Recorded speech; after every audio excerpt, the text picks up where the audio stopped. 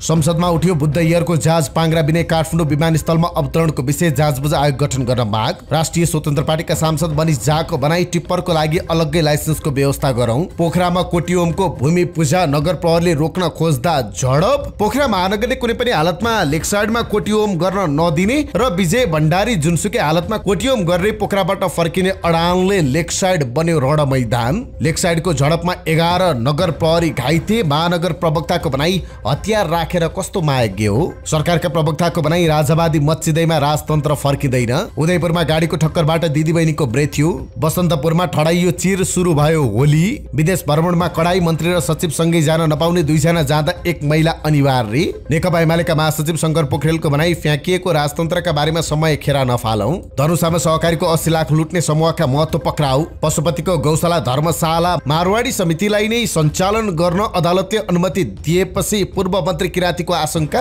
हे पशुपतिनाथ कसले कति करोड घिच्यो नि। स्वास्थ्य मन्त्रीलाई सांसद तोसीमाको प्रश्न, पुरुष मन्त्रीले महिला सचिवसँग काम गर्न नसक्ने हो। प्रधानमन्त्री पुग्दा सुर्खेतमा सडक खाली गराइयो, स्थानीयले गरे विरोध। कपिलवस्तुमा स्रोत नखुलेको 28,90,000 रुपियाँ सहित 4 जना पक्राउ। इस्लाम धर्मावलम्बीको मुख्य पर्व रमजान अन्तर्गत पहिलो शुक्रबार मस्जिदमा रमजानको उत्साह।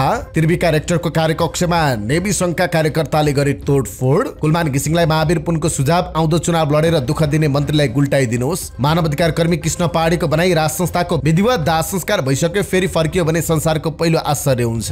जसपाका पूर्व सांसद प्रमोद शाह माओवादी केन्द्रमा प्रवेश। ओलीलाई प्रचण्डले भने तपाईँ आफै फेल भइसक्नु भयो, शिक्षकहरूलाई अपमानित गर्ने अधिकार छैन। पोखरामा श्रीमान गम्भीर घनखाएर स्वर्गीय राजा वीरेन्द्रको शालिग अनावरण। कास्कीका सिडियो नाखुस। रौतडको गरुडाका 10 निजी अस्पताल नियम विपरीत सञ्चालन बन्द गर्न मुख्यमन्त्रीको निर्देशन। एमडीएमएस भ्रष्टाचार मुद्दा विशेष अदालतको फैसला। दूरसञ्चार प्राधिकरणका पूर्व अध्यक्ष झार खनाल भ्रष्टाचारी ठहर। साँखोको सलमबुट्टार स्थित आश्रय स्थलमा टिप्पर छिरियो, 3 जनाको मृत्यु। डङ्की रुटबाट अमेरिका पठाउने गिरोहका नाइके 1 वर्षदेखि कारागारमा, 4थो मुद्दा दर्ता। आर्थिक वर्ष 2081-82 का लागि चैते धानको समर्थन मूल्य प्रति क्विन्टल 2,800। व्यवसायीहरूको भनाई नेपालमा पूर्वाधार बनाउनु, व्यापार गर्नु अभिश्राप जस्तो हुन थाल्यो। अभ्यासका क्रममा लडाकु विमानले बम खसाल्दा दक्षिण कोरियामा 7 जना घाइते। युद्धविराम घोषणापछि पनि गत हप्ता टर्कीद्वारा 28 कुर्दिश लडाकुको हत्या। रुसी संघ विरुद्धको युद्धमा नेटो देशहरूको प्रत्यक्ष संलग्नता स्वीकार नरहेको रुसको भनाई। अस्ट्रेलियामा 16 वर्ष यताकै कम अपराध। सिरियाली सेना र असद समर्थक बीच भीषण झडप, दर्जनौको मृत्यु। जेलेस्कीले भने हामी शान्ति चाहन्छौं तर देशै सुम्पिन सक्दैनौ। आगामी हप्ता ट्रम्पसँग भेट्दै। ट्रम्पले 1 महिनाका लागि मेक्सिको माथि लगाएको आयात कर गरे स्थगित। र ट्रम्पको धम्कीले पनि गरेन काम। हमासद्वारा चेतावनी ठाडे अस्वीकार। यी र यस्तै समाचार सहित देश विदेशका 25 महत्त्वपूर्ण खबर संक्षिप्त रूपमा लिएर आएका छौं। हाम्रो भिडियो सामग्री अन्तिमसम्म हेर्नुहोला।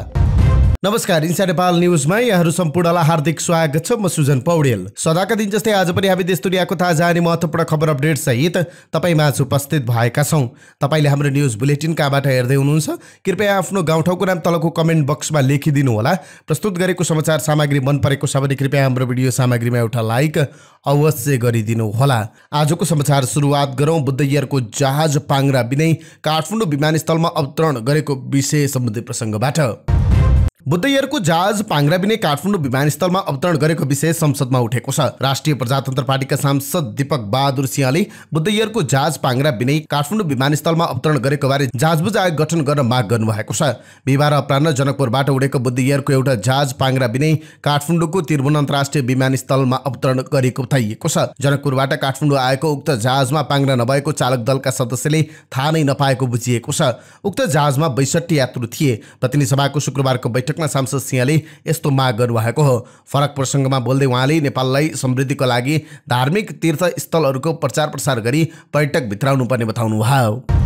राष्ट्रिय स्वतन्त्र पार्टीका सांसद मनिष झाले टिप्परहरूले कानुन नमान्दा दुर्घटनाहरू बढेको भन्दै टिप्परका लागि अलग्गै लाइसेन्सको व्यवस्था गर्न माग गर्नुभएको छ। प्रतिनिधि सभाको शुक्रबारको बैठकमा बोल्दै उहाँले यस्तो माग गर्नुभएको हो। उहाँले स्थानीय तहका जनप्रतिनिधिहरूको लगानी भएका टिप्परहरूले कानुन मान्ने नगरेको उहाँको आरोप छ। टिप्परको व्यवस्थापन गरेर राज्य व्यवस्था नै कमजोर भएको उहाँको भनाइ थियो। सांसद झाले सीतापाइला र धार्केमा टिप्पर हिँड्न अनुमति नदिएको भए पनि जबरजस्ती हिँडिरहेको भन्दै सरकारको ध्यान आकर्षण गराउनु भएको छ। उहाँले सरकारले सडक दुर्घटना न्यूनीकरण पनि गर्ने हो कि मृतकको संख्या मात्र गनेर बस्ने हो भन्दै प्रश्न समेत गर्नुभयो। पोखरा महानगरपालिकाले कोटियोम रोक्न खोजेपछि झडप भएको छ। मानव सेवा फाउन्डेसन नेपालले पोखराको लेक साइडमा कोटियोम सञ्चालन गर्न महानगरले अनुमति दिएको छैन। शुक्रबार अनुमति बिना भूमि पूजन गर्न खोजेको भन्दै महानगर प्रहरीले रोक्न खोजेको थियो। शुक्रबारमा कोटियोम सञ्चालक र महानगर प्रहरीबीच झडप भएको जिल्ला प्रहरी कार्यालय कास्कीका डीएसपी वसन्त कुमार शर्माले जानकारी दिनुभयो। कोटियोमवाला गर्ने भन्ने नगरपालिका अनुमति नदिएकाले गर्न नदिने भन्ने विषयमा विवाद हुँदा नगर प्रहरीसँग झडप भएको शर्माले भन्नुभयो। नेपाल ट्रस्टले कोटियोमका लागि उपलब्ध गराएको भनिएको लेकसाइड स्थित जग्गा शहरको अति व्यस्त स्थान विश्व रामसार सूचीमा सूचीकृत फेवातालको किनार र कोटियोमले भिडभाड बढ्न गई पर्यटकीय गतिविधिमा असर पर्ने हुनाले सुरक्षा संवेदनशीलतालाई मध्यनजर गरी महानगरपालिकाले सो अनुमति तत्काल रद्द गर्न ट्रस्टलाई पत्र पठाउने निर्णय यसअघि गरेको थियो। मानव सेवा फाउन्डेसनले कोटियोमका लागि पोखराको लेकसाइडमा भूमि पूजन गर्न थालेपछि महानगर नगर प्रहरी रोक्न पुगेको थियो। शुक्रबारमा दुई पक्षबीच झडप भएको। चौताराको बरपिपलका रुख काटेपछि सुरुवातदेखि नै विवादमा परेको कोटियोममा शुक्रबार एकाएक हिंसात्मक बन्न पुगेको छ। अदालतीय प्रक्रिया नटुङ्गिँदै कोटियोम सञ्चालकले भूमि पूजनको कार्य थालेको भन्दै महानगरले रोक्नका लागि बल प्रयोग गरेको थियो। सोही क्रममा भएको विवादमा दुवै पक्षका केही घाइते भएका छन्। फेवाताल किनार बाराई घाटमा भूमि पूजन भइरहेको बेला पुगेको महानगर प्रहरीले दुईवटा टेबल उठाएर गाडीमा हालेपछि विवाद सुरु भएको थियो। कोटियोम आयोजकले गाडी रोक्न खोजेपछि दुई पक्षबीच हानाहानी सुरु भएको थियो। नगर प्रहरीको प्रतिकार रोक्न कोटियोम आयोजक पक्षले रड र हतियार बोकेर प्रतिकारमा उत्रेका थिए। पोखरा महानगरपालिकाको अनुमति बेगर सुरु भएको भूमि पूजन रोक्न आग्रह गरे पनि आयोजकले त्यसको कुनै प्रभाव नगरी कार्यक्रम अगाडि बढाएका छन्। दोहोरो झडपका बीच भूमि पूजनको कार्य पनि सम्पन्न भएको छ। महानगरका नगर प्रहरी लिएर एक दर्जन वडाध्यक्ष समेत त्यहाँ पुगेका थिए, तर उनीहरूले भूमि पूजन रोक्न सकेनन्। रुख कटानीदेखि अनुमति दिनेसम्म काममा महानगर र महानगरका वडा कार्यालयहरू संलग्न भएका थिए। पछि महानगरले ती सबै निर्णय खारेज भएको दावी गर्दै आएको छ। महानगरको कार्यपालिका बैठकले समेत कोटियोम कुनै पनि हालतमा गर्न नदिने निर्णय गरेको छ। प्रमुख जिल्लाधिकारी भरतमणि पाण्डेलाई समेत कोटियोम रोक्नका लागि महानगर प्रमुख धनराज आचार्यले बिहानै टेलिफोन गरेको तर प्रशासनले सहयोग नगरेको महानगरले आरोप लगाएको छ। उच्च अदालत पोखरामा कोटियोम गर्न पाउनुपर्ने र कोटियोम गर्न नदिने दुवै पक्षको रिटमा छलफल चलिरहेको छ। अदालतले सञ्चालन गर्ने वा नगर्ने भन्ने अन्तरिम आदेश दिएको छैन। अदालतबाट रोक्ने आदेश नआएकोमा कोटियोम आयोजक उत्साहित भएर लागेको छ। पोखरा महानगरले कुनै पनि हालतमा लेक साइडमा कोटियोम हुन नदिने र फाउन्डेसनका संस्थापक विजय भण्डारी जुनसुकै हालतमा कोटियोम गरेरै पोखराबाट फर्किने अडानले पर्यटकीय क्षेत्र लेक साइड रण मैदान बन्न थालेको छ। यता झडपका क्रममा 11 जना नगर प्रहरी घाइते भएका छन्। महानगरपालिकाका प्रवक्ता मोतीलाल तिमिलसेनाले त्यहाँ भूमि पूजनको स्वीकृति छैन भनेर नगर प्रहरी जाँदा हातपात भएको बताउनु भएको छ। महानगरको तर्फबाट रोक्न पुगेका नगर प्रहरीमाथि विजय भण्डारीका समर्थकले कुटपिट गरेको उहाँले बताउनुभयो। त्यसलाई रोक्न प्रहरीले समेत असहयोग गरेको तिमिलसेनाको गुनासो छ। उहाँले भन्नुभयो, हात हतियार राखेर महायज्ञ गर्ने कस्तो खालको महायज्ञ हो? महानगरले कोटियोम गर्न दिनु हुँदैन भन्ने पक्षमा होइन, तर त्यो ठाउँ लेक साइड महायज्ञका लागि उपयुक्त होइन भन्ने हो। सरकारका प्रवक्ता समेत रहनुभएका सूचना सञ्चार तथा प्रविधि मन्त्री पृथ्वी सुब्बा गुरुङले राजतन्त्र फर्किहाल्ने सम्भावना नरहेको बताउनु भएको छ। सिंहदरबारमा मन्त्री परिषद बैठकको निर्णय सार्वजनिकपछि सञ्चारकर्मीसँग कुराकानी गर्दै उहाँले यस्तो बताउनु भएको हो। पूर्व राजा ज्ञानेन्द्र शाहले पछिल्लो समय गरिरहेका क्रियाकलापलाई उहाँले हैसियत भुलेको रूपमा टिप्पणी गर्नुभयो। म फेरि फर्कन्छु भनेर जुन खालको हरकत भइरहेको छ त्यो चाहिँ उसले आफ्नो हैसियत भुलेको हो उहाँले भन्नुभयो। साथै उहाँले आफ्नो संस्था र परिवारको रक्षा गर्न नसक्नेले देशको रक्षा गर्न नसक्ने बताउनुभयो। हामीले गरेको उदार प्रबन्धलाई बिर्सेको हो। राजाले कसरी देश चलाउँछ? दुनियाँको कुन देशमा राजाले देश चलाएको छ? आफ्नो ज्यानको रक्षा गर्ने राजा, आफ्नो दरबारको रक्षा गर्न नसक्ने त्यो राजतन्त्र, परिवारको रक्षा गर्न नसक्ने राजतन्त्र जहाँ मेरिटोक्रेसी र प्रतिस्पर्धाको कुनै गुन्जायस हुँदैन। उहाँले भन्नुभयो, एउटा कुलमा जन्मिएको कारणले मुलुकको 3 करोड जनताको सबैभन्दा श्रेष्ठ ठहरिन्छ, जसको शासन मुनि हामी बस्न बाध्य पारिन्छ। त्यस्तो प्रणाली कसरी मान्ने? राजावादी मच्चिँदै हिँड्दैमा राजा फर्किन्छ जस्तो लाग्दैन। उदयपुर सदरमुकाम गाईघाट स्थित डीएम गेट नजिकै त्रियुगा बस पार्क जाने सडक खण्डमा गाडीको ठक्करबाट सडकको छेउमा उभिएका दिदीबहिनीको मृत्यु भएको छ। मृत्युमा सप्तरीको राजविराज स्थायी घर भई गाईघाट बजारमा बस्दै आएकी 14 वर्षीय अनुकुमारी दास र 12 वर्षीय देवी कुमारी दास रहेको जिल्ला प्रहरी कार्यालयका सूचना अधिकारी एवं प्रहरी नायब उपरीक्षक केदारमान दोङले जानकारी दिनुभयो। बिहिबार साँझ गाईघाट बजारबाट त्रियुगा बस पार्कतर्फ जाँदै गरेको प्रदेश 1 0500 1C092 नम्बरको जीपले डीएम गेट नजिकै सडकको पेटीमा बसिरहेका दुवैजनालाई ठक्कर दिएको थियो। ठक्करबाट गम्भीर घाइते भएकी अनुकुमारीको घटनास्थलमै मृत्यु भएको हो। अर्कै घाइते देवी कुमारीको उपचारका क्रममा जिल्ला अस्पताल उदयपुरमा मृत्यु भएको प्रहरले जनाएको छ। जीप चालक त्रियुगा नगरपालिका 9 गौरुनका 18 वर्षीय निर्जल कटुवाललाई प्रहरले नियन्त्रणमा लिएको छ। उक्त जीप गाईघाट हिमशिखर फर्निचर उद्योगको रहेको प्रहरले जनाएको छ। सभामुख देवराज घिमिरेले सशक्त प्रेस लोकतन्त्रको आधारभूत सिद्धान्त रहेको बताउनु भएको छ। लोकतन्त्रको आधारभूत सिद्धान्त सशक्त प्रेस, पारदर्शिता र उत्तरदायी शासन प्रणाली हो, सभामुख घिमिरेले भन्नुभयो। इकोनोमिक मिडिया एसोसिएसन नेपालको दोस्रो वार्षिक उत्सवलाई सम्बोधन गर्दै सभामुख घिमिरेले सशक्त प्रेसले आर्थिक विकास र नीति निर्माणमा समेत सहयोग पुर्याउने बताउनुभयो। यस अनुकूलको नीति नेपालले अवलम्बन गर्दै आएको उहाँले बताउनुभयो। संविधानले नागरिकलाई विचार र अभिव्यक्तिको स्वतन्त्रता दिएको छ भने सूचना प्राप्त गर्ने हकको प्रत्याभूति गरेको छ उहाँले भन्नुभयो। काठमाडौँको बसन्तपुरमा रङ्गीचङ्गी ध्वजाले सजाइएको 3 तले चिर ठडाइएको छ। यससँगै रङहरूको पर्व होली सुरु भएको छ। फागुन शुक्ल अष्टमीका दिन काठमाडौँको बसन्तपुर स्थित हनुमान ढोका दरबारको गद्दे बैठकको दक्षिणतर्फ चिर ठडाएपछि देशभर फागु अर्थात् होली पर्व सुरु भएको मानिन्छ। यही प्रचलनअनुसार शुक्रबार बिहान मानन्दर समुदायले रङ्गीचङ्गी ध्वजासहितको चिर ठडाएका छन्। साथै उनीहरूले एकअर्कालाई अबिर दलेर होली पर्व सुरु भएको जनाउ दिएका छन्। त्यस्तै पशुपतिनाथ हनुमान ढोका दरबारको सुन्दरी चोक, ललितपुरको पाटन दरबार क्षेत्रको कृष्ण मन्दिर परिसरमा रङ्गीचङ्गी कपडा झुन्डाएर होली सुरु भएको जनाउ दिने गरिन्छ। यस वर्षको होली पर्वको मुख्य दिन फागुन 29 गते र चैत 1 गते परेको छ। फागुन 29 गते हिमाली तथा पहाडी जिल्लामा र चैत 1 गते तराई मधेसका जिल्लामा होलीको सार्वजनिक बिदा दिएको छ। सो अवसरमा नेपाली सेनाको एक टोलीले मङ्गलधुन बजाउनुका साथै बन्दुक पड्काएर हर्ष बढाइ गरेको थियो। चिर ठडाएको दृश्य हेर्न बसन्तपुर दरबार क्षेत्रमा स्थानीय भेला भएका थिए। उनीहरूले एकअर्कालाई अबिर दलेर खुसियाली साटेका छन्।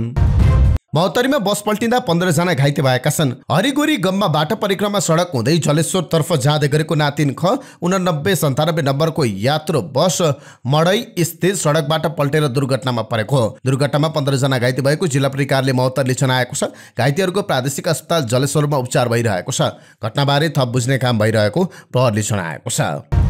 राष्ट्रिय स्वतन्त्र पार्टीका उपसभापति डीपी अर्यालले श्रम मन्त्रालय घुसको अड्डा बनेको आरोप लगाउनु भएको छ। शुक्रबार संसदमा उभिएर उहाँले भन्नुभयो, देशमा रोजगारी नपाएर युवाहरू दैनिक हजारौं विदेशिएको समाचार अब नयाँ रहेन। हामीसँग श्रम मन्त्रालय छ। मन्त्रालयको उद्देश्य भनेको रोजगारी सिर्जना, युवाहरूलाई त्यसमा बस्ने वातावरण बनाउने हो। तर मन्त्रालयलाई कहिले बिचौलियाले चलाएको आरोप छ त ट्रेड युनियनका सदस्यहरूलाई विदेश घुमाएको आरोप छ। सरकारले विदेश भ्रमणमा कडाई गरेको छ। बुधबार साँझ बसेको मन्त्रीपरिषद बैठकले विदेश भ्रमण अव्यवस्थित भएको भन्दै सरकारी टोलीको विदेश भ्रमणमा कडाई गर्ने निर्णय गरेको छ, जसमा अब विदेश भ्रमणमा जाँदा कुनै पनि मन्त्रालयको मन्त्री र सचिव सँगै जान नपाउने निर्णय भएको छ। बुधबार साँझ बसेको मन्त्रीपरिषद बैठकले एउटै मन्त्रालयको मन्त्री र सचिव एउटै कार्यक्रममा सहभागी नहुने निर्णय गरेको सरकारका प्रवक्ता समेत रहनुभएका सञ्चार तथा सूचना प्रविधि मन्त्री पृथ्वी सुब्बा गुरुङले जानकारी दिनुभयो। उहाँले भन्नुभयो, एउटै मन्त्रालयको मन्त्री र सचिव एउटै कार्यक्रममा सहभागी नहुने निर्णय गरिएको छ। त्यस्तो भ्रमण स्वीकृत नगर्ने निर्णय भएको छ, किनभने त्यस्तो गर्दाखेरि मन्त्री नहुने र सचिव पनि नहुँदा मन्त्रालयमा काममा रिक्तता हुन्छ। यसले सेवा प्रवाह र सुशासनमा असर गरेकाले यो निर्णय गरेका छौं। यस्तै मन्त्रीको भ्रमणबारे पनि मन्त्रीपरिषद बैठकले विशेष आचार संहिता जारी गरेको छ, जसमा मन्त्री स्तरीय सम्मेलनमा हुने भ्रमणमा मात्रै मन्त्री जाने, सामान्य टेबल संवादमा नजाने, कुनै सम्मेलनमा मन्त्रीले धारणा राख्नुपर्ने भए मात्रै जाने, नेपाल सरकार पक्ष राष्ट्र भएको हिसाबले नेपाल सरकारको प्रवक्ता नेपाल सरकारको प्रतिनिधित्व गर्दै मताधिकार प्रयोग गर्ने र हस्ताक्षर तथा सम्झौता गर्ने अवस्थामा मात्रै मन्त्री जान पाउने निर्णय भएको छ। सानोतिनो आइरहने निमन्त्रणामा मन्त्रीले विदेश भ्रमणमा नजाने र सरकारले त्यस्तो भ्रमण स्वीकृत नगर्ने पनि निर्णय गरेको सञ्चार मन्त्री गुरुङले जानकारी दिनुभयो। उहाँका अनुसार राष्ट्रपति एवं प्रधानमन्त्रीको पनि उच्चस्तरीय भ्रमण दल 21 सदस्यीय भन्दा ठूलो हुन नहुने यसअघि नै निर्णय भइसकेको छ। कर्मचारीको हकमा पनि सचिव र सहसचिव पनि एउटै भ्रमण टोलीमा धेरै नजाने, सेवा प्रवाहलाई ध्यान दिएर सुशासन प्रबन्धनमा टेवा पुर्याउनका लागि यस्तो निर्णय भएको प्रवक्ता गुरुङले जानकारी दिनुभयो।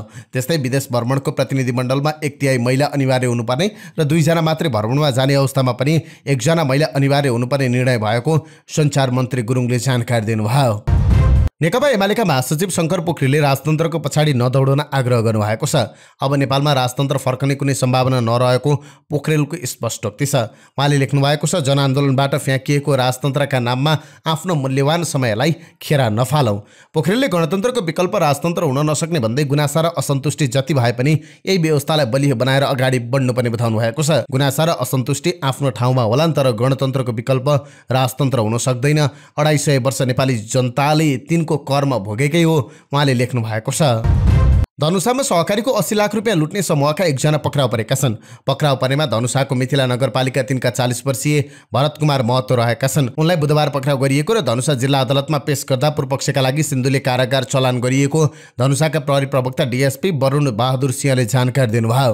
गत वैशाख 24 मा शुभश्री बचत तथा ऋण सहकारी संस्था लिमिटेड रघुनाथपुरका वीरेन्द्र महतो जनकपुर धाम स्थित हिमालयन ब्याङ्कबाट 80 लाख रुपियाँ झिकेर J7 5151 नम्बरको मोटरसाइकलमा गइरहेका थिए। मोटरसाइकलमा गइरहेका महतोलाई 3 जनाको समूहले हतियार देखाएर उक्त रकम लुटेको थियो। करिब 1 महिनापछि उक्त घटनामा संलग्न महतो पक्राउ परेका हुन्। अन्य 2 जना पनि अझै फरार छन्। डीएसपी सिंहले फरार 2 जनाको पहिचान भइसकेकाले उनीहरू पनि छिट्टै पक्राउ पर्ने दाबी गर्नुभयो। पशुपतिको गौशाला धर्मशाला बारे पाटन उच्च अदालतको आदेशलाई लिएर पूर्व पर्यटन मन्त्री सुदन किरातीले लेनदेनको आशंका गर्दै रुखो टिप्पणी गर्नुभएको छ। न्यायाधीश द्वय मुनेन्द्र प्रसाद अवस्थी र हेमन्त राहुलको संयुक्त इजलासले बुधबार गौशाला धर्मशाला सञ्चालनका लागि पशुपति क्षेत्र विकास कोष र काठमाडौँ महानगरको सम्झौता खारेज गरेसँगै पुनः मारवाडीलाई चलाउने बाटो खोलिदिएको थियो। फैसला गर्ने उच्च अदालतका न्यायाधीशहरूलाई बधाई भन्दै माओवादीका सांसद समेत रहनुभएका किरातीले लेख्नु भएको छ, ए पशुपतिनाथ, तिम्रो मुखिन्जे फेरि कसले कति करोड घिच्यो नि, यो संसारको कुनै पनि कोर्टमा हार्ने मुद्दा होइन। किरातीले फेसबुक स्ट्याटसमा लेख्नु भएको छ, ए पशुपतिनाथ, तिम्रो मुखिन्जे फेरि कसले कति करोड घिच्यो नि, यो संसारको कुनै पनि कोर्टमा हार्ने मुद्दा होइन। भगवानलाई पनि मिलिमिली लुटिराख्नु भएको छ, छिटो लुट्नुहोस्, अब त्यस्तो समय धेरै दिन नरहन सक्छ। 2080 साउन 17 मा सम्झौता भङ्ग गरिएको थियो। त्यसविरुद्ध समितिले जिल्ला अदालतमा मुद्दा दायर गरेको थियो। जिल्ला अदालतले 16 असोज 2081 मा मारवाडी समितिको माग दाबी नपुग्ने फैसला गरेको थियो। अहिले उल्टो फैसला गर्ने उच्च अदालत र श्रीमानलाई बधाई छ। साथै पशुपतिनाथ र पशुपतिनाथको गोठालोप्रति दुःख व्यक्त गर्दछु। राष्ट्रिय स्वतन्त्र पार्टीकी सांसद डाक्टर तोसीमा कार्कीले संविधानमा लैङ्गिक समानताको धारा त राख्यौं, तर राज्यले महिलामाथि हेर्ने दृष्टिकोण परिवर्तन हुन नसकेको बताउनु भएको छ। प्रतिनिधि सभाको शुक्रबारको बैठकमा बोल्दै सांसद कार्कीले यस्तो बताउनु भएको हो। वरियताको आधारमा 1 नम्बरमा रहनुभएकी डाक्टर सङ्गीता कौशल मिश्रलाई पन्छाएर अर्कैलाई सचिव नियुक्त गरिएको भन्दै उहाँले क्याबिनेटले यस्तो निर्णय किन गरेको भनेर सरकारलाई प्रश्न गर्नुभएको छ। उहाँले भन्नुभयो, स्वास्थ्य मन्त्रालयमा नयाँ स्वास्थ्य सचिव नियुक्त हुनुभएको छ। सिफारिसको आधारमा वरिष्ठता को आधारमा 1 नम्बरमा रहनुभएकी डाक्टर सङ्गीता मिश्रलाई पन्छाएर अर्कैलाई सचिव नियुक्त गरियो। क्याबिनेटले यस्तो निर्णय किन गर्यो, उहाँले प्रश्न गर्नुभयो। सांसद कार्कीले स्वास्थ्य मन्त्री प्रदीप पौडेल प्रति लक्षित गर्दै प्रश्न गर्नुभयो, पुरुष मन्त्रीले महिला सचिवसँग काम गर्न नसक्ने हो, उहाँको प्रश्न थियो। कि महिला नेतृत्व स्वीकार नगरिएको प्रधानमन्त्री, स्वास्थ्य मन्त्री र सामान्य प्रशासन मन्त्रीसँग संसदले जवाब माग्नुपर्छ, उहाँले भन्नुभयो। जसपा नेपालका पूर्व सांसद प्रमोद शाह नेकपा माओवादी केन्द्रमा प्रवेश गर्नुभएको छ। जनतासँग माओवादी तराई मधेस जागरण अभियान अन्तर्गत सर्लाहीको मलङ्गुवामा आयोजित जनसभामा उहाँ माओवादी केन्द्रमा प्रवेश गर्नुभएको हो। उहाँलाई माओवादी केन्द्रका अध्यक्ष पुष्पकमल दाहाल प्रचण्डले पार्टीमा स्वागत गर्नुभएको छ। 2074 को आम निर्वाचनमा सर्लाही क्षेत्र नम्बर 1 बाट प्रतिनिधि सभा सदस्यमा निर्वाचित हुनुभएको थियो भने 2078 देखि प्रमुख सचेतकको भूमिका निर्वाह गर्नुभएको थियो। पार्टी प्रवेशपछि नेता शाहले 240 वर्ष एकात्मक सामन्ती राजतन्त्रको अन्त्य गरी सङ्घीय लोकतान्त्रिक गणतन्त्र स्थापना गरे प्रमुख दल माओवादी केन्द्र भएकाले आफूले यही दल रोजेको बताउनु भयो। तमाम उत्पीडित समुदायलाई मुक्ति दिने माओवादी र यसको कुशल नेतृत्व प्रचण्डले नै अब मधेस आन्दोलनका बाँकी कार्यभार पूरा गर्न सक्ने ठहर गरी आफू माओवादीको हिस्सेदार बन्न पुगेको उहाँले स्पष्ट पार्नुभयो। अहिले कङ्ग्रेस र एमाले पहिचान विरोधी दलको रूपमा देखिएको तथा मधेसी दल अवसरवादमा लिप्त भएकाले अब माओवादीलाई विश्वास गरेर मात्रै मधेसी जनताको मुक्ति सम्भव हुने बताउनुभयो। अब आफू माओवादी आन्दोलनमा रहेर पहिचान अधिकार र सुशासनको पक्षमा अगाडि बढ्ने उहाँले प्रतिबद्धता व्यक्त गर्नुभयो। सो क्रममा पूर्व प्रदेश सभा सदस्य निरा कुमारी शाह सहित ठूलो संख्यामा जसपा नेपाल सहित विभिन्न दलका नेता कार्यकर्ता माओवादी केन्द्रमा प्रवेश गरेका छन्। यता नेकपा माओवादी केन्द्रका अध्यक्ष पुष्पकमल दाहाल प्रचण्डले सम्बोधन गर्दै प्रधानमन्त्री केपी शर्मा ओलीलाई शिक्षकहरूलाई अपमान गर्ने अधिकार नभएको बताउनु भएको छ। सर्लाहीको बरमपुरीमा आयोजित जागरण सभालाई सम्बोधन गर्दै उहाँले कार्य सम्पादन मूल्याङ्कनमा फेल भएका प्रधानमन्त्री ओलीलाई प्रधानमन्त्रीको कुर्सीमा बस्ने अधिकार नभएको पनि बताउनु भयो। देशको प्रधानमन्त्रीको कुर्सीमा बसेको व्यक्तिले गैर जिम्मेवार तरिकाले शिक्षकहरूलाई होच्याउने र अपमानित गर्ने अभिव्यक्ति दिएपछि त्यस्तो नेतृत्वबाट शिक्षा विधेयक सजिलै संशोधन भएर पारित होला भन्ने विश्वास गर्ने आधार नभएपछि मैले नै शिक्षा विधेयक सदनमा दर्ता गर्ने नेतृत्व गरेको थिएँ। मैले बोलेको शिक्षकहरूले एससीमा 48% मात्र पास हुने गरेकाले शिक्षकहरूलाई अपमानित हुने गरी बोल्ने प्रधानमन्त्री आफै कार्य सम्पादन मूल्याङ्कनमा 28%, 21%, 7% भएकोलाई के भन्ने? सबैभन्दा ठुलो फेल त राज्यको नेतृत्व गर्ने प्रधानमन्त्री नै भएको होइन, यसको नैतिक जिम्मेवारी लिनु पर्दैन भनेर बोलेको त्यो साँचो कुरा पनि हो। बजेटको उचित व्यवस्था नगर्ने, अरू तलब सुविधा र सम्मान गर्नुपर्ने थियो त्यो नगर्ने, अनि उल्टो शिक्षकहरूलाई नै अपमानित गर्ने अधिकार प्रधानमन्त्रीलाई छैन। त्यस्तो प्रधानमन्त्रीलाई प्रधानमन्त्रीको कुर्सीमा बस्ने नैतिक अधिकार छैन, त्यसको तरङ्ग तपाईँहरूले देखिराख्नु भएको छ। भौतिक पूर्वाधार तथा यातायात मन्त्री देवेन्द्र दाहालले कार्य सम्पादन भनेको वर्ष दिनभर पढेर एक दिन जाँच दिएर पास भए जस्तो नभएको बताउनु भएको छ। प्रतिनिधि सभामा शून्य र आकस्मिक समयमा सांसदले उठाएका प्रश्नको जवाब दिँदै मन्त्री दाहालले काम चरणमा सम्पन्न हुने भएकाले 20 अङ्क आयो भने त्यो सधैँ रहने नभएको बताउनु भयो। उहाँले पुष मसान्तसम्म 20 अङ्क आए पनि माघमा थपिएर 50 अङ्क पुग्ने बताउनु भयो। उहाँले भन्नुभयो कार्य सम्पादन भनेको वर्ष दिन पढेर एक दिन जाँच दिएर पास भए जस्तो होइन। पुष मसान्तसम्म 20 अङ्क आए पनि माघ पहिलो सातामा काम सम्पन्न भए 50% पुग्न सक्छ। उहाँले सरकार निर्माणको चरणमा रहेको दाबी गर्नुभयो। पूर्व पश्चिम उत्तर दक्षिणका राजमार्ग बन्दै गरेको उहाँको भनाइ थियो। जिम्मेवारी सम्हालेपछि सिद्धबाबा सुरुङ मार्गको ब्रेक थ्रु भएको 300 बढी किलोमिटर कालोपत्रे भएको उहाँको दाबी थियो। 1,69,000 बढी स्मार्ट लाइसेन्स वितरण गरिएको उहाँले जानकारी दिनुभयो। कपिलवस्तु प्रहरीले स्रोत नखुलेको 28,90,000 रुपियाँ सहित 4 जनालाई पक्राउ गरेको छ। नेपाली रुपियाँ 14,50,000 र भारतीय रुपियाँ 9,00,000 सहित 4 जना बिहिबार पक्राउ परेका हुन्। जिल्ला प्रहरी कार्यालय कपिलवस्तुका सूचना अधिकारी मोहन मणि अधिकारीका अनुसार इलाका प्रहरी कार्यालय पिपराबाट खटिएको टोलीले बिहिबार साँझ 2:45 बजे बाणगङ्गा नगरपालिका 4 जितपुर स्थित 4 नम्बर चोकमा रहेको केसी फेन्सी पसलको गोदामबाट 9,00,000 भारतीय रुपियाँ बरामद गरेको थियो। प्रहरीले अन्डरग्राउन्डमा रहेको कपडाको दोकानमा बसिरहेको अवस्थामा प्रहरीले अर्घखाँचीको सन्देखर्क नगरपालिका 5 बस्ने 30 वर्षीय गोविन्द विकलाई नियन्त्रणमा समेत लिएको छ। उनको साथबाट 500 दरका 1,800 थान भारतीय नोट बरामद भएको प्रहरीले जनाएको छ। यसैगरी मायादेवी गाउँपालिका 8 बस्ने 38 वर्षीय सोमनाथ कसौधनको साथबाट 1,000 दरका 1,294 थान र 500 दरका 312 थान नेपाली नोट बरामद गरिएको प्रहरीले जनाएको छ। उनीहरूसँगै रहेका रूपन्देहीको बुटौल उपमहानगरपालिका वडा नम्बर 16 बस्ने 41 वर्षीय बसन्त खरेल र कपिलवस्तु नगरपालिका वडा नम्बर 11 बस्ने 42 वर्षीय शेष नारायण गिरीलाई समेत नियन्त्रणमा लिएको प्रहरी जनाएको छ। पक्राउ परेका सबैलाई भारतीय र नेपाली रुपियाँ सहित आवश्यक अनुसन्धानका लागि आन्तरिक राष्ट्र कार्यालय रूपन्देहीमा पठाइएको कपिलवस्तु प्रहरी प्रवक्ता अधिकारीले जानकारी दिनुभयो।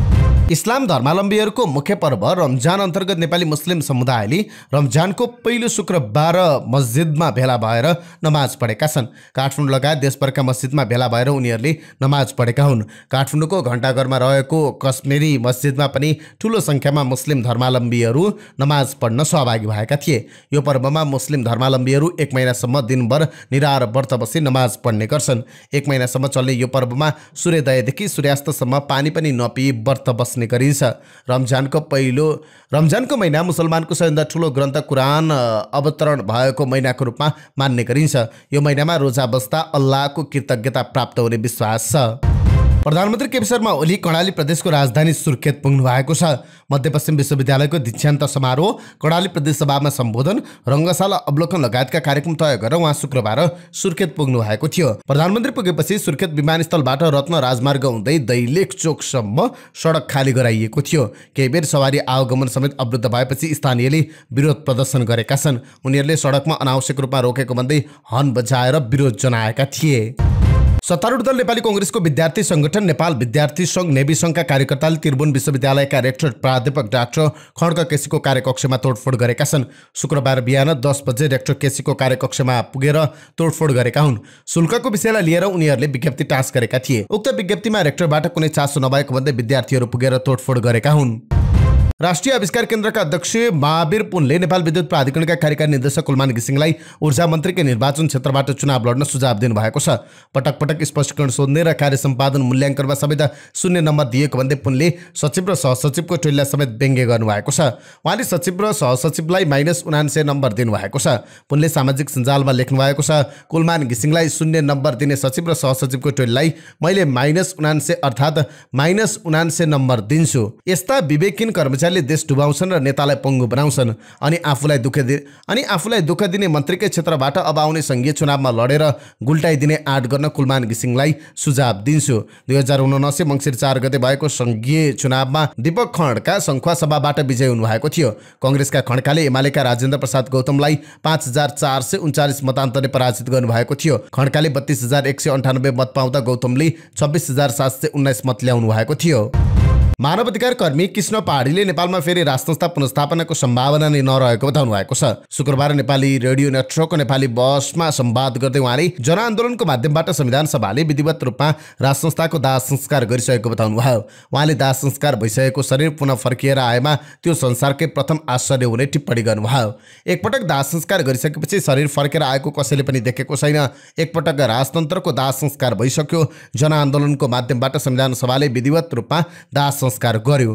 त्यो दाह संस्कार गरेको राजतन्त्र फर्केर आयो भने संसारमा पहिलो आश्चर्य हुन्छ। यो सम्भव नै नभएको कुरा हो। यो उदोगतितिरको यात्रा हो। कोही बौलाएर नाङ्गे हिँड्छ भने के भन्न सकिन्छ र उहाँले भन्नुभयो। प्रधानमन्त्री केपी शर्मा ओली, पूर्व प्रधानमन्त्री द्वय पुष्पकमल दाहाल प्रचण्ड र शेरबहादुर देउवाका कमी कमजोरी रहे पनि अब लोकतन्त्रको अपमान हुने गरी नेपाली नागरिकलाई दासतन्त्र तानाशाही तन्त्रतिर फर्काउन नसकिने उहाँको भनाइ थियो। उहाँले राजतन्त्रलाई कुहिएको व्यवस्थाको संज्ञा दिनुभयो। पूर्व राजा ज्ञानेन्द्र पनि बौलाइसकेको उहाँको दाबी छ। पोखरामा भव्य कार्यक्रम गरेर स्वर्गीय राजा वीरेन्द्रको पूर्णकथको शालिक अनावरण गरिएको छ। वीरेन्द्रका भाइ पूर्व राजा ज्ञानेन्द्र शाहले एक भव्य कार्यक्रमका बीच शालिक अनावरण गर्नुभएको थियो। पोखरा महानगरपालिका 10 मा रामबजारमा निर्माण भएको शालिक अनावरणका लागि पूर्व राजा पुग्दा राजावादीहरू उत्साहित बनेका थिए। बाक्लो संख्यामा उपस्थित समर्थकहरूले राजा आऊ देश बचाऊ, हाम्रो राजा हाम्रो देश प्राणभन्दा प्यारो छ, श्री 5 वीरेन्द्र अमर रहन् जस्ता नारा लगाएका थिए। कार्यक्रमको ब्यानरमा लेखिएको थियो, श्री 5 महाराज धीराज ज्ञानेन्द्र वीरविक्रम शाहदेव सरकारको करकमलबाट स्वर्गीय राजा वीरेन्द्र वीरविक्रम शाहदेवको शालिक अनावरण कार्यक्रम। वीरेन्द्रको शालिक निर्माण समितिले यो कार्यक्रमको आयोजना गरेको थियो। यता सबैभन्दा चर्चायोग्य चाहिँ राष्ट्रिय गान रह्यो। 100औं सहभागी कार्यक्रममा नेपालको पुरानो राष्ट्रिय गान शेरमान गम्भीर नेपाली घन्काइएको थियो। पुरानो राष्ट्रिय गान बजाउँदा पूर्व राजा उठ्नु भएको थियो भने सकिएपछि थपडी बजाउनु भएको थियो। यता पुरानो राष्ट्रिय गान बजाइएको विषयमा कास्कीका सिडिओ भरतमणि पाण्डेले नाखुसी प्रकट गर्नुभएको छ। उहाँले यो कार्यक्रमका विषयमा आफूलाई जानकारी नगराइएको बताउनु भएको छ। कार्यक्रम भएको बारे हामीलाई औपचारिक जानकारी आएको छैन। हामीसँग कार्यक्रमका लागि अनुमति लिएको पनि थिएन। पुरानो राष्ट्रिय गान बजाइनु गलत हो। कुनै पनि कार्यक्रममा पुरानो राष्ट्रिय गान बजाउन पाइँदैन। यसमा आयोजक जिम्मेवार छ। प्रतिनिधि सभामा मानवाधिकार आयोगको प्रतिवेदन पेश भएको छ। दिउँसो 1 बजे बसेको बैठकमा मानवाधिकार आयोगको आर्थिक वर्ष 2080-81 को वार्षिक प्रतिवेदन पेश गरिएको छ। मध्य प्रदेशका मुख्यमन्त्री सतीश कुमार सिंहले रौतहटको गरुडा नगरपालिकामा सञ्चालित निजी अस्पतालमा अनुगमन गर्नुभएको छ।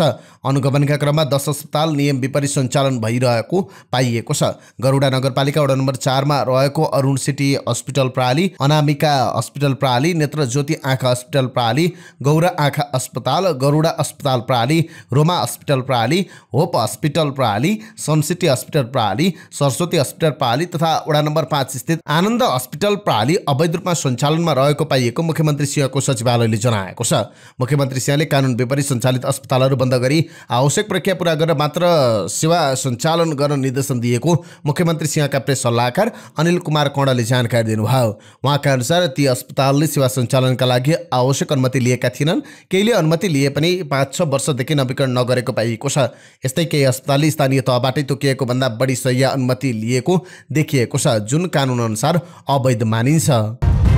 काभ्रेको पनौती नगरपालिकाले वडा नम्बर 2 र 12 मा सञ्चालित 3वटा क्रसर उद्योग बन्द गराएको छ।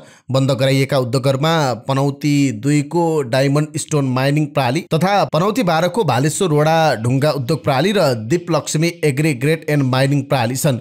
खानी तथा भूगर्भ विभागबाट जारी उत्खनन अवधि समाप्त भइसकेको र पटक पटक ताकेता गर्दा समेत बन्द नगरेको देखिएकाले अर्को निर्णय र आदेश नभएसम्मका लागि ती उद्योग बन्द गरिएको पनौती नगर प्रमुख रामशरण भण्डारीले जानकारी दिनुभयो। विशेष अदालतले नेपाल दूरसञ्चार प्राधिकरणका पूर्व अध्यक्षद्वय दिगम्बर झा र पुरुषोत्तम खनाललाई mobile device management system MDMS भ्रष्टाचार मुद्दामा दोषी ठहर गरेको छ। विशेष अदालतका अध्यक्ष टेकनारायण कुँवर, सदस्यहरू रितेन्द्र थापा र विदुर कोइरालाको इजलासले झा र खनाललाई भ्रष्टाचारी ठहर गरेको हो। MDMS भ्रष्टाचार आरोपमा 14 जना मुछिएका थिए। पूर्व अध्यक्षद्वय झा र खनाल बाहेक प्राधिकरणका अरू कर्मचारीले पनि सफाई पाएका छन्। भन्सार छलेर ल्याइएका मोबाइल सेटलाई निष्क्रिय बनाउने उपकरण खरिदमा भ्रष्टाचार भएको पनि अख्तियारले पुस 2080 मा भ्रष्टाचार मुद्दा दायर गरेको थियो।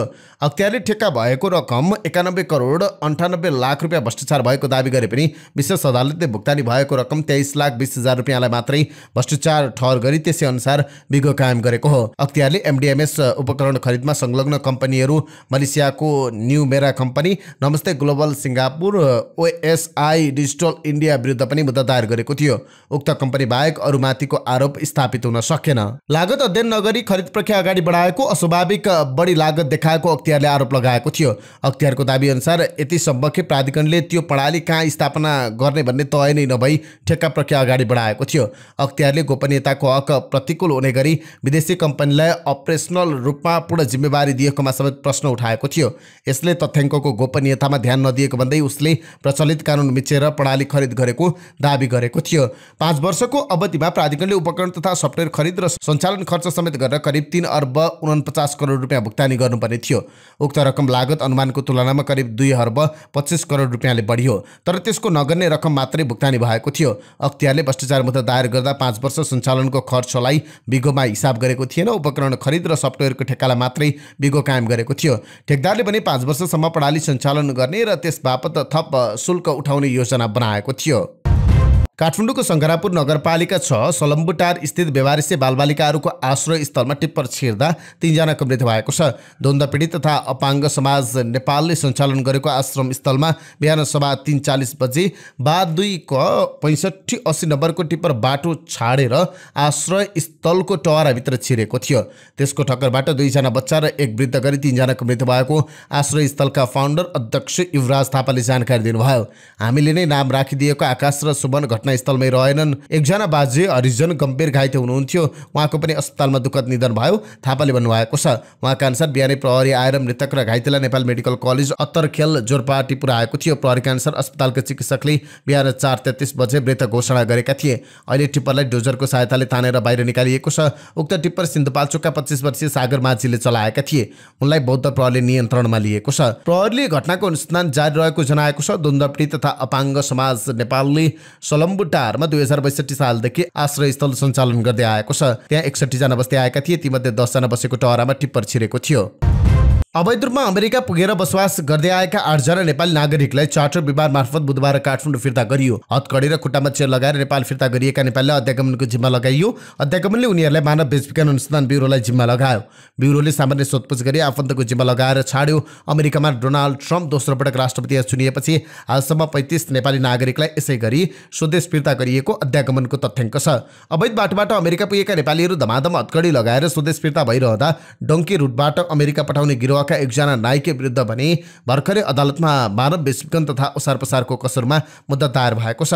8 नेपाली अमेरिकाबाट डिपोर्ट भएर काठमाडौँ आएकै दिन 21 फागुनमा अमेरिका पठाउने मानव तस्करका मुख्य नायिका अस्त गौतम विरुद्ध काठमाडौँ जिल्ला अदालतमा मुद्दा दायर भएको छ। पूर्वी रुकुमको सिस्ने गाउँपालिका 3 मा जन्मिएका 53 वर्षीय गौतम नेपाली मूलका अमेरिकी नागरिक हुन्। उनै गौतम सहित 7 जना विरुद्ध बुधबार मुद्दा दर्ता भएको छ। मानव बेचबिखन अनुसन्धान ब्युरोको अनुसन्धान प्रतिवेदनका आधारमा काठमाडौँ जिल्ला सरकारी वकिल कार्यालयका जिल्ला न्यायाधिवक्ता गोविन्द उमा घाइले गौतम सहितका व्यक्ति विरुद्ध मुद्दा दायर गरेको बताउनु भएको छ। व्हीलचेयरको सहारामा हिँडडुल गर्ने अपाङ्गता भएका गौतम विगत 1 वर्षदेखि केन्द्रीय कारागार सुन्दारामा बन्दी जीवन बिताइरहेका छन्। हाल अवकाश भइसक्नु भएका एसएसपी जीवन श्रेष्ठ भएको बेला पक्राउ परेका गौतम यसअघि नै 3वटा मानव बेचबिखनको कसुरमा पूर्वपक्षका लागि कारागार चलान भएका थिए। ब्युरो स्रोतका अनुसार तल्लो बाटो अर्थात् डङ्की रोडबाट अमेरिका पठाउने सुरुवात गर्ने व्यक्ति नै गौतम हुन्। उनले प्रहरी समक्ष उक्त कुरा स्वीकार समेत गरेका छन्। डङ्की रुट नै मैले सुरु गरेको, कसैलाई बेचेको होइन, जान चाहनेलाई त्यहाँसम्म पुग्न लाग्ने खर्च लिएर पठाइदिएको हुँ। उनीहरूको उद्धार नै गरेको हुँ। गौतमको भनाइलाई उद्धृत गर्दै एक अनुसन्धान अधिकृतको भनाई onlinekhabar.com ले सार्वजनिक गरेको छ। गौतमको प्रत्यक्ष निर्देशन र योजनामा 100 भन्दा बढी व्यक्ति डङ्की रुटबाट अमेरिका पुगेको ब्युरो स्रोतको भनाइ छ। उनले विशेष गरी रुकुम, रोल्पा, दाङका मानिसबाट करोड हाराहारीको रकम बुझेर डङ्की रुट हुँदै अमेरिका पुर्याएको ब्युरोका अधिकारीले बताएका छन्। उनी सन् 2005 देखि नै लाखौं रकम असुलेर अवैध बाटोबाट अमेरिका पठाउने गिरोहका मुख्य नायकी हुन्। गौतम कुनै समय पारा ओलम्पिक कमिटीका महासचिव थिए। सन् 1994 मा नेपाल पारा ओलम्पिक कमिटीमा महासचिव बनेका बेला उनी अमेरिका गएका थिए। अमेरिकाबाट फर्केको 9 वर्षपछि उनी सन् 2005 मा सिङ्गापुर पुगेका थिए। सिङ्गापुरबाट ल्याटिन अमेरिकन देशहरू हुँदै मेक्सिकोबाट उनी अमेरिका छिरेको ब्युरोका अधिकारीहरू बताउँछन्। अमेरिका छिरेपछि शरणार्थी आवेदन दिएर उनी अमेरिकन नागरिक समेत बनेका थिए। उनको अमेरिकन पासपोर्ट नम्बर 53 064 71 66 रहेको छ। अमेरिकी नागरिक भएपछि उनले माओवादी द्वन्द्वको मुख्य प्रभाव रहेका रुकुम, रोल्पा र दाङका नागरिकलाई डङ्की रुटबाट अमेरिका छिराउने गरेको अनुसन्धानबाट खुलेको ब्युरोका तत्कालीन एसएसपी श्रेष्ठको भनाइ छ। डङ्की रुटबाट अमेरिका पठाउने गिरोहमाथि अनुसन्धान गर्दै जाँदा हस्त गौतम मुख्य व्यक्ति भएको खुलेको थियो। लामो मेहनतपछि हामी पक्राउ गर्न सफल भएका थियौँ, पूर्व एसएसपी श्रेष्ठले बताउनु भयो। गौतमले पठाएका मान्छे अल्पत्र भएर फर्केर आउँदा समेत उजुरी दिन नमानेको उहाँको भनाइ छ। फेरि अर्को रुटबाट अमेरिका पठाउने प्रलोभन देखाउने गरेकाले पीडितले उजुरी दिन नमानेको उहाँको सम्झनामा छ। लामो काउन्सिलपछि बल्ल पीडितले जाहेरी दिएपछि उनी विरुद्ध अनुसन्धान गरेर ब्युरोले पक्राउ गरेको थियो। सरकारले चालु आर्थिक वर्ष 2081-82 का लागि 18% सम्म चिस्यान भएको चैते धानको प्रति क्विन्टल 2800 रुपियाँ 69 पैसा न्यूनतम समर्थन मूल्य तोकेको छ। फागुन 21 गते बसेको मन्त्रिपरिषदको बैठकले यस्तो निर्णय गरेको। बैठकले 18% भन्दा बढी चिस्यान भएको चैते धानको हकमा 1% चिस्यानका लागि प्रति क्विन्टल 1200 ग्रामका दरले हुन आउने तौल घटाई कायम हुन आउने तौलका आधारमा न्यूनतम समर्थन मूल्य कायम गर्ने निर्णय गरेको छ। बैठकको निर्णय सार्वजनिक गर्दै सरकारका प्रवक्ता एवं सञ्चार तथा सूचना प्रविधि मन्त्री पृथ्वी सुब्बा गुरुङले यही चैत 5 देखि 6 2081 तदनुसार 18 देखि 19 मार्च 2025 सम्म जर्मनीको बर्लिनमा आयोजना हुने 11औं edition of the Berlin energy transition डायलगमा ऊर्जा, जलस्रोत तथा सिँचाइ मन्त्री दीपक खड्कालाई सहभागी हुन स्वीकृति दिने निर्णय गरेको बताउनुभयो। नेपाल उद्योग वाणिज्य महासङ्घका अध्यक्ष चन्द्रप्रसाद ढकालले नेपालमा रोजगारी सृजना गर्नु, लगानी गर्नु, सरकारलाई ट्याक्स दिनु, आम नागरिकलाई सुविधा दिनु र पूर्वाधार बनाउनु दुष्कर्म गरेको जस्तो भएको टिप्पणी गर्नुभएको छ। शुक्रबार काठमाडौँमा आयोजित एक कार्यक्रमलाई सम्बोधन गर्दै उहाँले यस्तो बताउनु भएको हो। उहाँले नेपालमा लगानी गर्नु, पूर्वाधार बनाउनुलाई नकारात्मक रूपमा लिने गरेको उल्लेख गर्नुभयो।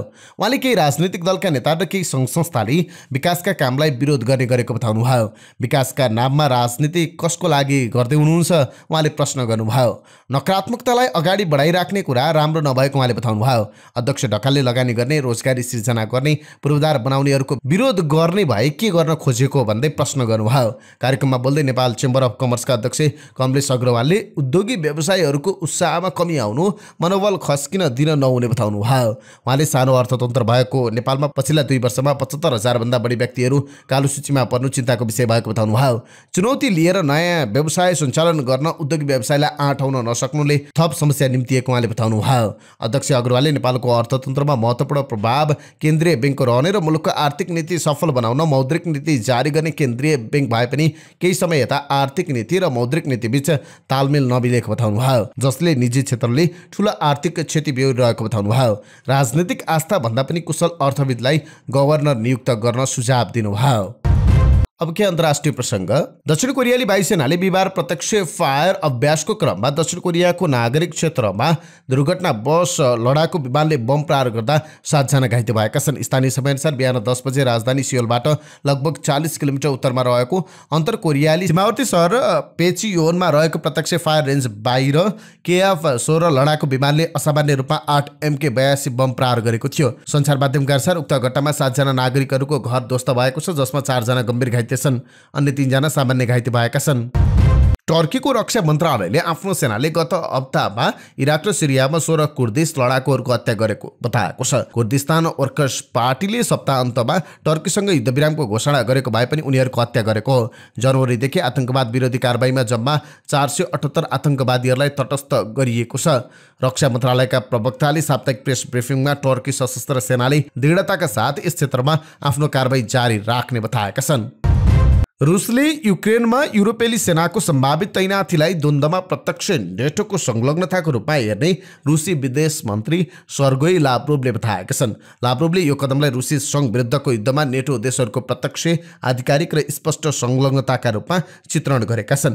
युक्रेनमा यस्ता सेनाको उपस्थिति मस्कोलाई अस्वीकार्य हुने चेतावनी समेत दिएका छन्। फ्रान्सेली राष्ट्रपति इमानुएल म्याक्रोनले बुधबार शान्ति सम्झौता लागू गर्न युरोपेली सेना युक्रेन पठाउने विचार गर्ने घोषणा गरेपछि यो टिप्पणी आएको हो। यद्यपि उनले सेनाहरू अग्रपंक्तिको लडाईँमा संलग्न नहुने बताएका छन्। विदेश मन्त्रीले युक्रेनलाई अमेरिकी सैन्य सहायता निलम्बन गर्नाले द्वन्द्व चाँडै अन्त्य गर्न मद्दत गर्न सक्ने समेत बताएका छन्।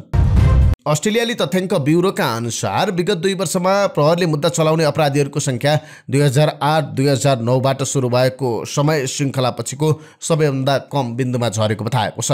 अस्ट्रेलियाले सन् 2023-24मा 3,40,681 अपराधीहरू रेकर्ड गरेको छ, जुन अघिल्लो वर्षको तुलनामा 2% कमियो।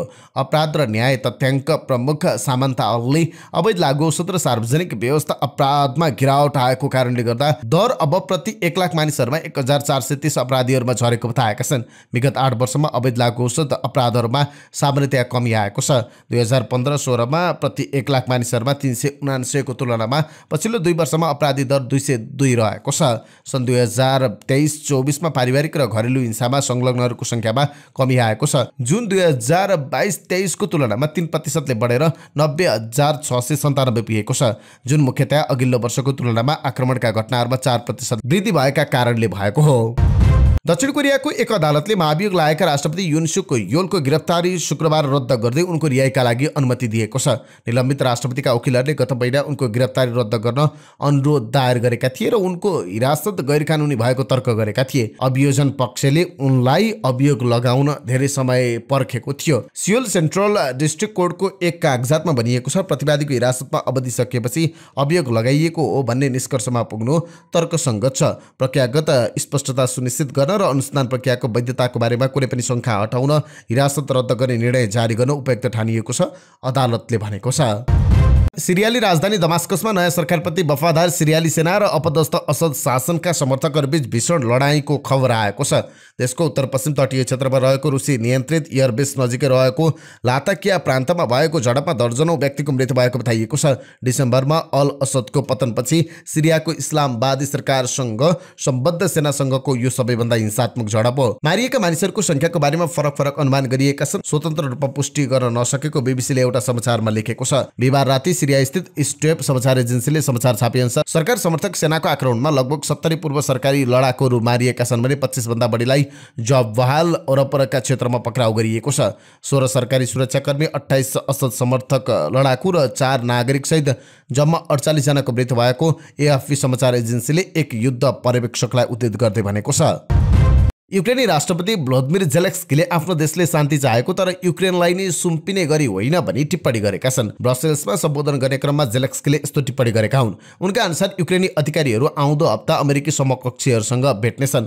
जेलेन्स्कीले युरोपेली नेताहरूसँग पूर्ण एवं निष्पक्ष शान्ति स्थापनाका लागि आफूले बताएको जुक्तिलाई समर्थन गर्न आह्वान गरे, जसमा समुद्रमा प्रारम्भिक युद्धविराम तथा नागरिक र ऊर्जा क्षेत्र लक्षित हवाई बमबारी रोक्ने लगायतका छन्। उनले सहयोगी नेताहरूलाई धन्यवाद ज्ञापन गर्दै यो पूरा अवधि तथा आउने साता आफूहरूको साथमा रहन आग्रह गरेका छन्। उता रुसले कुनै पनि शान्ति सम्झौतापछि युक्रेनमा युरोपेली सेना हुन नहुने र त्यो प्रत्यक्ष युद्ध हुने बताएको छ।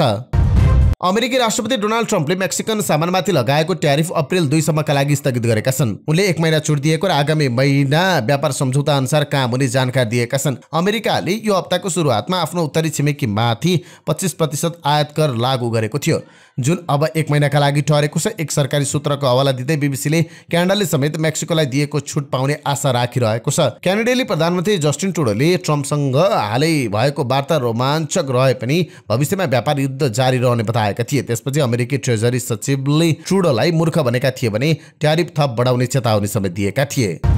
अमेरिकी राष्ट्रपति डोनाल्ड ट्रम्पले गाजामा रहेका बाँकी बन्धकहरूलाई रिहा गर्ने सम्बन्धमा हमासलाई दिएको चेतावनीको कुनै प्रभाव नपरेको देखिएको छ। ट्रम्पले सबै बन्धकहरूलाई तुरुन्त रिहा गर्न र आफूले मारेकाहरूको शव तुरुन्तै बुझाउन भनेका थिए।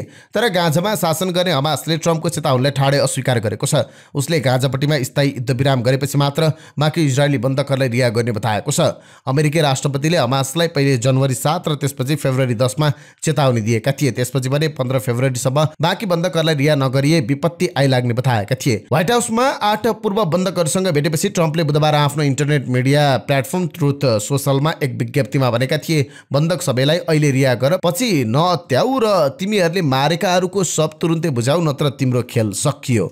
यसअघि व्हाइट हाउसले अमेरिकी अधिकारीहरूसँग हमाससँग निरन्तर वार्ता र छलफलमा रहेको बताएको थियो। अमेरिकाको यो कदम आतंकवादी संगठनसँग प्रत्यक्ष वार्ता नगर्ने उसको दीर्घकालीन नीतिभन्दा फरक रहेको छ। ट्रम्पको धम्कीले इजरायली प्रधानमन्त्री बेन्जामिन नेतन्याहुलाई गाजामा युद्धविराम सम्झौताबाट बच्न प्रोत्साहित गरेको छ। इजरायली अधिकारीहरूका अनुसार हमासले इजरायली अमेरिकी एडन एलेक्जेन्डर सहित 24 जनालाई अझै बन्धक बनाएको छ। यिनै समाचार सामग्री सहित हामी समाचारको अन्त्यमा आइपुगेका छौँ। प्रस्तुत गरेको समाचार सामग्री मन परेको छ भने कृपया हाम्रो भिडियो सामग्रीमा एउटा लाइक अवश्य गरिदिनु होला। हाम्रो बिहानी न्युज बुलेटिन हरेक दिन बिहान 5:30 बजे हाम्रो यस युट्युब च्यानलमा हेर्न सक्नुहुन्छ।